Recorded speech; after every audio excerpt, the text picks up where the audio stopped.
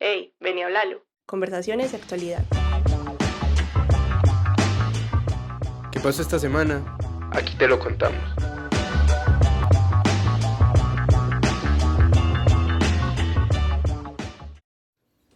Bueno, muy buenos días para todas las personas que nos están viendo y nos están escuchando. Bienvenidos al capítulo número 56 de Hablalo. Hoy nos encontramos en cabina Iván Camargo en compañía de... Alejandro Bueno y nuestro invitado especial, el profesor Javier Sánchez Segura, de quien les comentaremos más adelante. Porque primero, Iván, cuéntanos de qué vamos a hablar el día de hoy. Bueno, Daniel, el tema de hoy es bravo y carnudo. Recientemente nos enteramos de que el presidente Petro ya a pocos días visitará entre el 10 y el 17 de mayo al gobierno de China en Pekín. Esto con finalidades de forjar relaciones económicas. Sin embargo, cuando esto se dio a conocer, eso levantó un avispero grandísimo. Porque pues siempre ha como habido el conflicto de qué pasaría si nos independizamos de Estados Unidos como aliado económico. Indudablemente es un tema que en el momento geopolítico actual crea una gran cantidad de debates y temas importantes para los países latinoamericanos, en especial para Colombia, y que de tal manera merecen ser hablados con las personas que conocen y saben de esto. Bueno, como Daniel había comentado, estamos con el propio Javier Sánchez Segura, quien nos acompaña en cabina. Es docente de Relaciones Internacionales del pregrado de Ciencias Políticas de la Facultad de la Universidad de Antioquia y coordinador del Semillero de Estudios Asiáticos. Asimismo es director del programa radial Zoom al Mundo, es una emisora que hace parte de la Universidad de Antioquia también, y director del canal de YouTube Nueva Gaceta Medellín. Profesor Javier, bienvenido al Hablalo. Daniel, Iván, buenos días para ti y muy buenos días para todos los que nos están escuchando aquí en Hablarlo.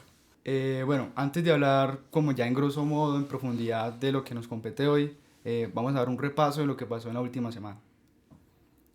Bueno, ayer pues creo que muchos medios hicieron cobertura de eso, y es que la Corte Suprema de Justicia ordenó la captura de Iván Námez, presidente del Senado, y Andrés Calles, presidente de la Cámara de Representantes. Esto por su implicación en un escándalo de corrupción relacionado con la Unidad Nacional para la Gestión de Riesgos. A estos dos personajes se les acusa por recibir millonarios sobornos para facilitar la aprobación de reformas del actualmente presidente Gustavo Petro. Por otra parte, el presidente Gustavo Petro acusó a su exministro de Relaciones Exteriores, Álvaro Leiva, de participar en un complot para derrocar su gobierno, supuestamente con apoyo del congresista estadounidense Mario Díaz Balart. Estas acusaciones surgen tras una carta de Leiva que cuestiona la capacidad de Petro para gobernar. Bueno, nos vamos para el nororiente del país, donde se dio a conocer que, digamos, esta crisis humanitaria que está pasando en el Catatumbo es que ahora el Clan del Golfo ha tenido incidencia bélica dentro del territorio. Jorge Quintero, secretario de Seguridad del Norte de Santander, habló a la prensa de que iba a tomar todas las medidas para evitar mayor como contemplación de ese grupo criminal. Esta semana la niñez también ha sido noticia en el país. Una de estas es el secuestro de un niño de 11 años en la noche del sábado que ha conmocionado al Valle del Cauca, en el suroccidente de Colombia. Unos 5 hombres armados lo raptaron mientras jugaba en su casa en la zona rural de Jamundí. Grupos de vecinos de este municipio y de Cali, la capital del departamento, han organizado muchas marchas y velatones para pedir su liberación. La policía, por su parte, señala a grupos de disidencias de las extintas FARC como los responsables. Bueno, y para finalizar esta como sección de noticias, debemos comentar que la Feria del Libro de Bogotá cerró, bueno, va a cerrar este 11 de mayo. También se comentó que dentro de esta edición apareció el pabellón de editoriales independientes y la presentación de España como invitado en este certamen. También hubo como un interés o una novedad, y es que hubieron muchos lanzamientos de personajes muy interesantes dentro del panorama literario, como Pilar Quintana y Héctor Abad Facilense. Asimismo se otorgó el premio de los libreros en diversas categorías.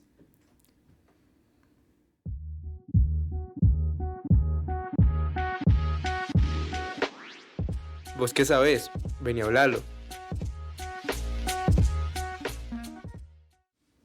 Bueno, como ya habíamos comentado al principio, Gustavo Petro sostendrá un encuentro con el gobierno chino, ¿cierto? En la capital, Pekín. Y digamos que esta cita se ha considerado como una nueva manera de hacer lazos económicos, buscando como cierta independencia con la situación arancelaria que está pasando con nuestro casi fiel compañero económico internacional como lo es Estados Unidos. Esto también se evidencia mucho con hace unas semanas el gobierno colombiano expidió formalmente solicitar entrar al bloque económico de BRICS. Principalmente en el caso de China se habla de que Colombia busca ingresar a la franja y a la ruta, conocida también como la ruta de la seda, ¿cierto? Que pues es una iniciativa que desde el país asiático ha venido como acoplando más países, tanto latinoamericanos como en otros continentes. Profe, ¿qué es la ruta de la seda y qué beneficio le traería al país a ser parte de ella? Bueno, el programa de la franja y la ruta, que también se conoce por sus siglas en inglés como One Belt, One Road, pero que se conoce, digamos, de manera más coloquial como la nueva ruta de la seda, es una especie de reedición de esa vieja ruta comercial que unió a Asia con Europa por allá en el siglo segundo o tercero antes de nuestra era. Solo que en esta ocasión, pues lo que se va a comerciar no es seda, que fue lo que le dio justamente el nombre a esa ruta comercial del pasado, sino es un proyecto muy ambicioso del gobierno chino, un proyecto de obras de infraestructura a todo nivel, pero que tienen obviamente el propósito de conectar comercialmente al mundo. Esa ruta de la seda pues tiene una versión terrestre que tiene lugar a través de carreteras, vías férreas, red ferroviaria, pero también hay una ruta de la seda que pudiéramos llamar marítima o fluvial, que incluye obviamente también la construcción de puertos, aeropuertos, todo tipo de infraestructura que contribuya a facilitar los flujos de comercio. Igualmente existe una franja de la ruta que pudiéramos llamar digital. O sea, digamos, hoy día muchas de las actividades comerciales se realizan de manera digital y por eso también el proyecto de la franja de la ruta tiene ese propósito. Ahora bien, este es un proyecto que surge más o menos en el año 2013 por iniciativa del actual presidente de China, Xi Jinping, y que se le ofrece al mundo entero. Y se le ofrece al mundo entero porque, digamos, la filosofía del gobierno chino es de hacer negocios en el que las dos partes involucradas en la transacción ganan, lo que ellos llaman un gana-gana. Entonces, si bien es cierto que el desarrollo de estas obras de infraestructura le va a permitir a las mercancías chinas, que es la fábrica del mundo, llegar a todos los rincones del planeta, también por esta vía los países por los que transita la nueva ruta de la seda, pues se van a beneficiar de una masiva inversión de capital que le va a dejar a estos países obras de infraestructura fundamentales para su desarrollo. Entonces, obviamente que este proyecto no solamente es muy ambicioso, sino es muy atractivo para el mundo entero. En la actualidad hay cerca de 149 países del mundo, en el mundo, en la ONU son 193 países, ya 149 han suscrito algún tipo de convenio en el marco de la franja y la ruta. De esos 149 países, alrededor de 23 o 24 países de América Latina ya hacen parte de este proyecto. Y es en virtud de esos proyectos que muchos países se han beneficiado. Voy a poner el ejemplo más cercano para no extenderme en ejemplos.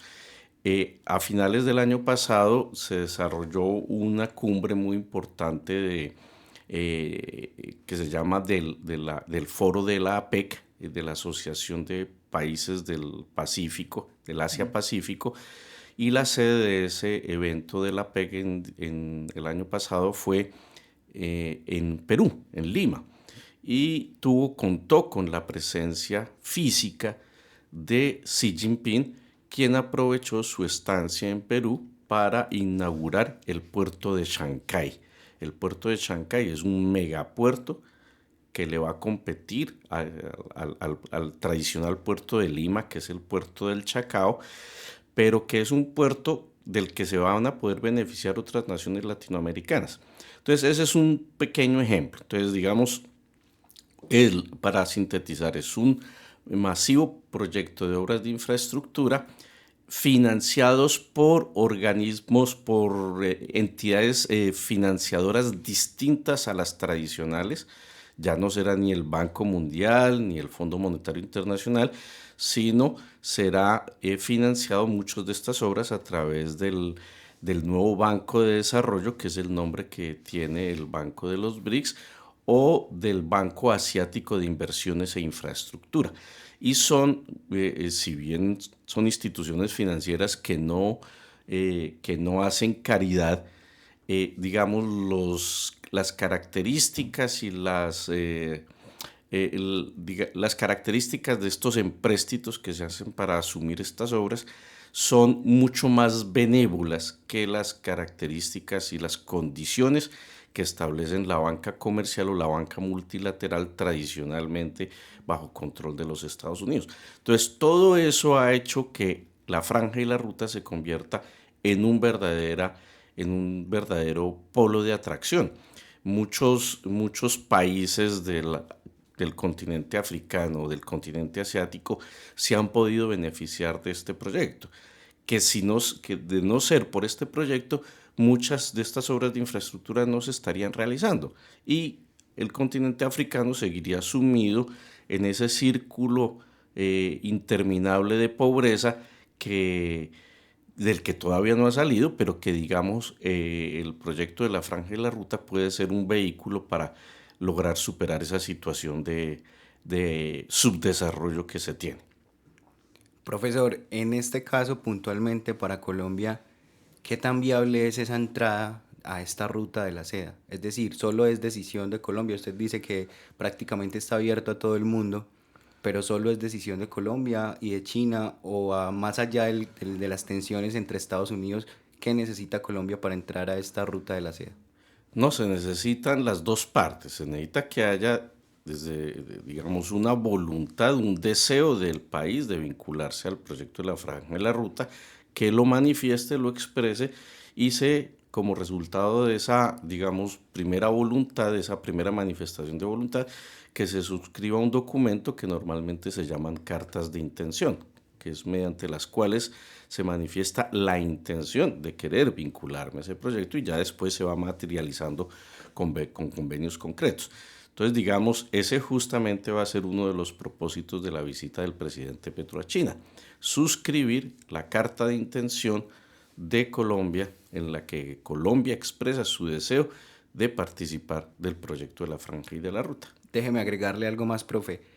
Estas iniciativas o estos países que se han, digamos, relacionado comercialmente con China han tenido beneficios, pero también han tenido unos impactos negativos. ¿Qué riesgos hay para Colombia en caso de que ingrese a la ruta de la seda? Los riesgos son los mismos que habría con cualquier otro gobierno que se plantee un convenio. Y el riesgo es de no tener la capacidad de negociación para pactar aspectos favorables hacia el país.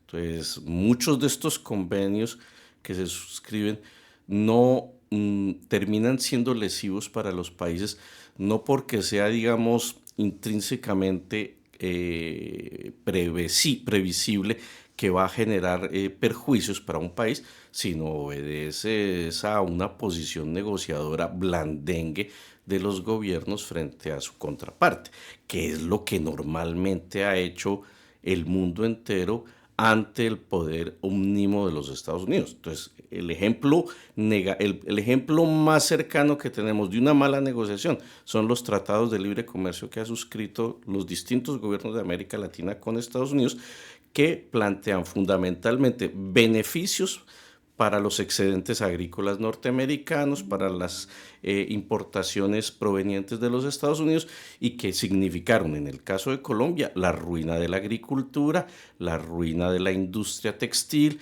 y otra serie de beneficios. Entonces, ¿de qué depende? Depende del papel que juegue el negociador. Si el negociador llega con una postura de defender los intereses nacionales, podría uno decir un poco anticipadamente, va a salir un acuerdo que es favorable para las dos partes. Entonces, en este caso, yo creo que es muy favorable y los riesgos son menores que los beneficios que puede tener Colombia. Digamos, yo percibo que el principal riesgo que tiene Colombia en el caso de su relacionamiento con China es que de pronto Colombia caiga en un proceso de reprimarización de su economía. Digamos, una de las condiciones que caracterizó el modelo de desarrollo de las naciones latinoamericanas a finales del siglo XIX y comienzos del XX era que eran economías fundamentalmente de producción de bienes de origen primario, es decir, agrícola o minero, destinadas a la exportación, descuidando la actividad industrial. Los únicos países que hicieron esfuerzos de manera temprana para desarrollar su actividad industrial manufacturera fueron países como Argentina, como Brasil y algunos otros. Pero el resto del mundo, el resto de América Latina se dedicó a vender productos de origen primario y adicionalmente esos productos de origen primario se exportaban a destinos muy concretos. A comienzos del siglo XX, Colombia le exportaba a la Gran Bretaña, a Francia, a Alemania y en cuarto lugar a Estados Unidos. Entonces, después de un gran esfuerzo, Colombia y América Latina logra un proceso de industrialización a mediados del siglo XX gracias a un nuevo modelo de desarrollo que se conoce como el modelo de la CEPAL o cepalino. Algunos autores también lo denominan como el modelo de industrialización mediante la sustitución de importaciones, y algo de desarrollo industrial se logró, que desafortunadamente fue tan débil que cuando llegó las políticas neoliberales a comienzos de los años 90, se perdió todo lo ganado en ese proceso de industrialización. Hoy día, como la China es una verdadera máquina económica que está en capacidad de devorar todo lo que le pongan, necesita productos mineroenergéticos, necesita productos alimenticios, necesita todo, demanda muchos productos. La gravedad, el peligro para Colombia y también para otras naciones es que aprovechando ese enorme apetito de China por los productos que nosotros producimos, nos dediquemos exclusivamente a producir esos productos, esas mercancías y a vendérselas a ellos simplemente para obtener unas divisas. Si Colombia, eso entonces significaría una reprimarización de la economía. ¿Y qué es lo grave de tener una economía primarizada? Es que los productos de origen primario, como los que hemos mencionado, son productos que tienen una volatilidad enorme en sus precios internacionales. Entonces suben y bajan como si fueran un yoyo. Entonces, una economía queda sujeta a los vaivenes del comercio internacional. Por ejemplo, la semana pasada escuchamos que tanto Rusia como Arabia Saudita decidieron inyectar más barriles de petróleo al mercado mundial y ¡frum!, para abajo los precios del petróleo. Y entonces, si un país está dependiendo de eso, se vuelve muy vulnerable y al volverse vulnerable pierde su soberanía. Entonces, ¿qué digamos para concluir la respuesta? Lo que debe hacer Colombia es aprovechar esa oportunidad enorme que tiene de suscribir convenios con un país que tiene 1.400 millones de consumidores. O sea, miremos a China no como 1.400 millones de seres humanos, sino un mercado de 1.400 millones de seres humanos, de posibles consumidores. Entonces, es la posibilidad de que muchos productos de Colombia, ojalá productos distintos a los que tradicionalmente constituyen la balanza de exportaciones a China, que son los productos mineroenergéticos o alimenticios, se pueda desarrollar. Que podamos aprovechar ese relacionamiento para aprender de los chinos. Los chinos hoy día son la vanguardia a nivel tecnológico. Entonces, Tenemos que aprovechar eso. El país que está a la vanguardia a nivel tecnológico es China. Eso ya está, ya incluso también en ese terreno desplazó a los Estados Unidos. Entonces eso es lo que nos interesa, que puedan llegar inversiones chinas, pero de valor agregado, que le dejen al país un valor agregado, que le permitan, por ejemplo, al país hacer la transición energética que ha venido planteando el presidente colombiano desde la época de su campaña. Eso es posible porque la potencia en materia de energía solar es justamente China. Entonces, ¿de qué depende? Repito, para concluirte la respuesta, Daniel, depende es de cuál sea la forma en que se negocie. Y yo personalmente creo que el vestido con el que viaja el presidente Petro a China es un vestido que tiene los intereses de América Latina y de Colombia en particular muy bien puestos. Profe, si bien antes decíamos, y su merced lo aclaraba, era que nosotros, Colombia, han mantenido desde hace mucho tiempo relaciones tanto diplomáticas como económicas con Estados Unidos, el principal como cliente del país. Cuando se conoció la noticia de que Gustavo Petro iba a visitar a China con intenciones de forjar relaciones económicas, hubieron muchas opiniones divididas. Se puede decir que, o se puede evidenciar en su totalidad, que el país, en términos industriales, avala a relacionarse firmemente con Estados Unidos como su cliente principal. Y teniendo en cuenta esos beneficios que nos podría traer el país, digamos, teniendo estos dos polos de industriales que avalan seguir, ¿cierto?, con la relación con Estados Unidos, pero a la vez un gobierno que busca, digamos, como que unirse al enemigo de mi amigo, ¿cierto? ¿Qué implicaciones, aparte de ese concepto de la revitalización de la materia que estábamos hablando, qué implicaciones económicas podría aparecer en caso de que, no sé, Estados Unidos como que proponga como que, bueno, usted, porque está como por allá, si estoy en guerra económica con Pekín y yo estoy poniendo aranceles? Bueno, lo primero que sería importante aclarar es que esa política de adscribirse, casi que de supeditarse y de subordinarse a los Estados Unidos no es de ahora, es vieja. Tristemente es la tradición en Colombia y América Latina. En Colombia el representante más connotado de eso fue Marco Fidel Suárez, porque él desarrolló una frase, una doctrina que se llama en latín respice polum, que significa mirar hacia el polo norte. Una forma metafórica de decir, tenemos la política exterior colombiana, toda debe estar guiada por los Estados Unidos. Tristemente, repito, esa ha sido la política de Colombia. No dar un paso adelante sin el visto bueno y sin el beneplácito de Estados Unidos. Pero eso es muy grave. Eso es totalmente grave, porque significa supeditar realmente la soberanía tanto política como económica de Colombia hacia los Estados Unidos. En el terreno económico, para informarle a quienes nos escuchan, Estados Unidos solamente es el primer socio comercial de México y de Colombia en América Latina. O sea, ya el primer socio comercial del resto de países latinoamericanos es China. Pero es por una cosa absolutamente clara. Lo que estamos viendo es que el comportamiento de Estados Unidos, lo que el mundo está viendo, es que el comportamiento de Estados Unidos es muy errático.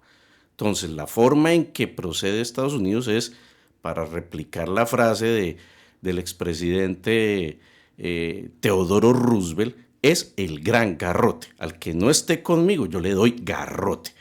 Que eso es lo que ha salido a decir el funcionario de Estados Unidos, Mauricio Claver Carone, ha salido a decir eso, que si Colombia estrecha vínculos con China, entonces Estados Unidos tomará represalias contra el café y las flores colombianas. Ese es lo que estamos, a mí me parece muy importante que sea tan explícito eso para que el mundo se dé cuenta en manos de quién está el gobierno de los Estados Unidos y cuál es la política de los Estados Unidos. Y contra toda lógica, casi que ese se ha convertido en un boomerang para el gobierno de los Estados Unidos. Estados Unidos está entrando en un proceso en el que no es confiable para nadie, ni siquiera para sus aliados. Entonces, a un aliado como Canadá le dice que lo va a convertir en la colonia número 5, el estado número 51. A otro aliado como Dinamarca le dice que le va a quitar Groenlandia. Entonces, si así se porta con los aliados, ¿qué grado de confiabilidad puede tener? Entonces, a mí me resulta supremamente importante que esos tipos de manifestaciones se estén produciendo porque justamente permiten dar el debate de fondo, lo que ha sido el proceso de subordinación que los distintos gobiernos de Colombia han tenido históricamente. Pero ya, digamos, limitándonos al tema estrictamente comercial, es claro que Colombia debe diversificar sus mercados. Se me olvidaba decirles el tema del... Les dije que a comienzos de siglo Colombia le exportaba sus productos a 4 países, Gran Bretaña, Francia, Alemania y Estados Unidos. Cuando se vino la Primera Guerra Mundial, esos 4 países se metieron en la guerra, fundamentalmente los 3 primeros. Estados Unidos entró de manera tardía. ¿Y eso qué significó? Que todas las exportaciones de Colombia se fueron para el suelo. Y al caer todas las exportaciones de Colombia, cayeron los ingresos que el país recibía por concepto de exportaciones, por esa vulnerabilidad. Entonces, para decirlo en el lenguaje de las amas de casa, no se pueden poner todos los huevos en la misma canasta, porque si la canasta se cae, se quiebran todos los huevos. Entonces, ¿qué significa eso? Que Colombia no tiene que perder, no tiene que enemistarse con Estados Unidos, pero sí debe diversificarse, y sería diversificar sus mercados, y sería una verdadera tontería si Colombia y América Latina no miran hacia el continente asiático. Es que entre China y la India, que es ya la tercera economía del mundo, representan 2.800 millones de consumidores o de seres humanos, de potenciales compradores de los productos de América Latina. Entonces, Colombia tiene que mirar hacia allá. Entonces, me parece que en este caso los riesgos que se asumen al tomar una decisión absolutamente soberana son menores que los beneficios que puede tener Colombia y América Latina en un mediano plazo e incluso en un largo plazo. Profesor, déjeme entonces hacerle esta pregunta. ¿Qué debe hacer Colombia en caso de que Donald Trump tome la decisión de imponer sanciones o aranceles, en este caso a Colombia? Y también teniendo en cuenta esto que nos comenta del mercado que hay en China, que es más o menos de 4 veces mayor a la población de Estados Unidos, si por ejemplo en los productos como el café, ¿qué tan viable es que ese mercado se pueda reemplazar? Que el café entonces, si en caso de que Estados Unidos nos rechace, no quiera comprarnos el café, se pueda abrir ese mercado completamente o mayor en China. Es un reto complicado porque pues, tiene que ser a largo plazo, porque por ejemplo uno no puede tomar una decisión de esas sin consultar la cultura. Entonces la cultura en China no es del café, es del té. Entonces, pero el café ha ido entrando a China. De hecho, yo puedo, en mi condición de coordinador del capítulo de Medellín de la Asociación de Amistad Colombo-China, yo he acompañado visitas de personas, de empresarios chinos e inversionistas chinos que están interesados en adquirir cafés especiales. Entonces, ellos están interesados esos inversionistas chinos están interesados en abrirle un mercado al café colombiano en el territorio chino. Pero eso tiene que ser con calma y tiene que estar acompañado de una verdadera campaña mediática y publicitaria para modificar esos patrones de consumo del pueblo chino. Pero se puede hacer. Yo creo que la visita del presidente colombiano tiene que cumplir ese papel y creo que va a ser muy favorable que sea así. Además, hay una ventaja para el caso de Colombia y es que el actual embajador de Colombia en China, que es Sergio Cabrera, el director de cine que dirigió la famosa película Estrategia del Caracol, en su adolescencia, más o menos a la edad que ustedes tienen hoy día, él vivió en China, él domina el chino. entonces conoce la cultura china y tiene una buena empatía con las autoridades chinas. Pero adicionalmente yo creo que en esa disputa comercial que se ha desatado entre Estados Unidos contra China, obviamente China tendrá que fortalecer lazos de amistad por otra parte. Entonces, creo que con toda seguridad China va a acoger muy fraternalmente al presidente chino, al presidente colombiano, además por una cosa que creo que es importante señalar. Si bien Petro es el presidente de Colombia, él va no solamente en su condición de presidente de Colombia, sino de presidente temporal o transitorio pro tempore de la CELAC, que aglutina a toda América Latina con excepción de Estados Unidos. Entonces, digamos que la visita de Petro va a tener una connotación incluso mayor. Efectivamente, es un desafío, sin duda es un desafío al control omnímodo que ha tenido Estados Unidos sobre la política exterior de los países latinoamericanos. Pero yo creo que es positivo asumir ese reto y ese desafío de contrariar a los Estados Unidos en este sentido. Obviamente eso le va a ganar la animadversión a Petro en el gobierno de los Estados Unidos y van a empezar a tratar de torpedear al gobierno colombiano, como ya lo han hecho con otros gobiernos vecinos. Profe, ya para finalizar, yo tengo una pregunta. Digamos que hablamos un poco como de soberanía tanto política como interna dentro del país, ¿cierto? En Colombia, de cierta manera, la soberanía no es como que digamos que algo que contemple completamente el país o un gobierno transitorio, ¿cierto? Digamos que esta articulación, este nuevo convenio con el país asiático, como que destaparía esa cúpula de sumisión del país ante Estados Unidos, o podríamos ser amigos tanto como de China y a la vez como ser medio amigos con Estados Unidos, o alejarnos completamente de Estados Unidos. No, la idea es mantener buenas relaciones con el mundo entero.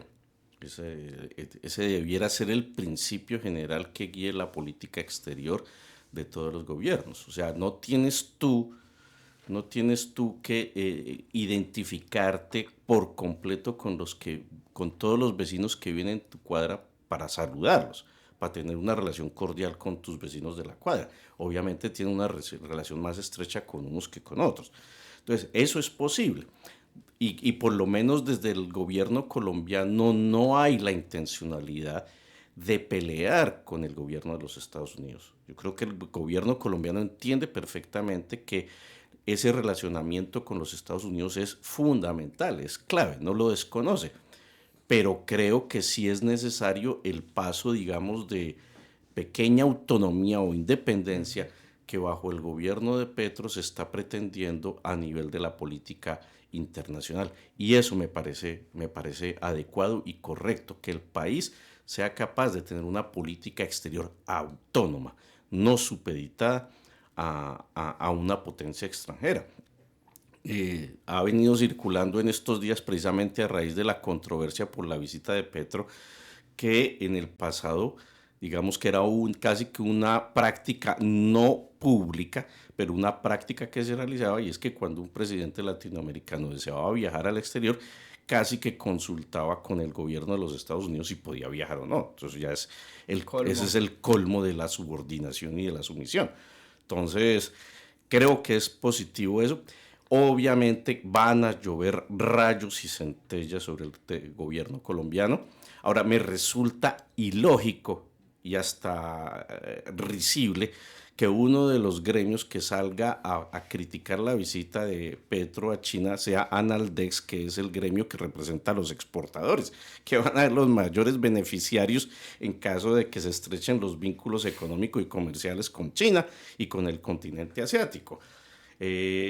Entonces, pero eso es esperable y obviamente vamos porque, digamos, lo que está quedando claro en el panorama colombiano es que más allá de las razones de carácter, de los motivos racionales que pueda haber, está primando mucho en el territorio colombiano la asunción de políticas más con el hígado, más con las vísceras, que pensando en los intereses nacionales. Y esa es la reacción que estamos viendo del sector de la oposición al actual gobierno colombiano. Pero yo creo, destaco en este punto la declaración que expidió el expresidente de Colombia, Ernesto Samper, que salió a defender. Invito a los que nos están escuchando a que busquen en Facebook las declaraciones del expresidente Ernesto Samper, en que saluda la decisión del gobierno colombiano de viajar a China y ratifica en los enormes beneficios que tendría para el gobierno colombiano y para América Latina que esa visita de Petro a China concluya positivamente. Bueno, profe Javier, muchísimas gracias por acompañarnos en este episodio número 52. Creo que quedamos contemplando qué va a pasar, ¿cierto? En términos diplomáticos, tanto con Estados Unidos como China, y esperar del sábado para el 17 de mayo cómo avanza esta nueva negociaciones. Oe, háblalo.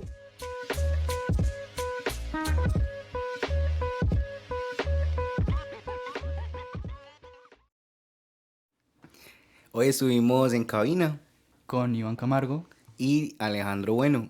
Este es un podcast de la Urbe grabado en el 1012 Lab de la Facultad de Comunicaciones y Filología de la Universidad de Antioquia. Hasta luego. Hasta luego. Recuerda seguirnos en nuestras redes sociales como @delaurbe en Instagram y TikTok y @delaurbe_lab en X. Además, podrás ampliar todo el contenido en nuestro sitio web.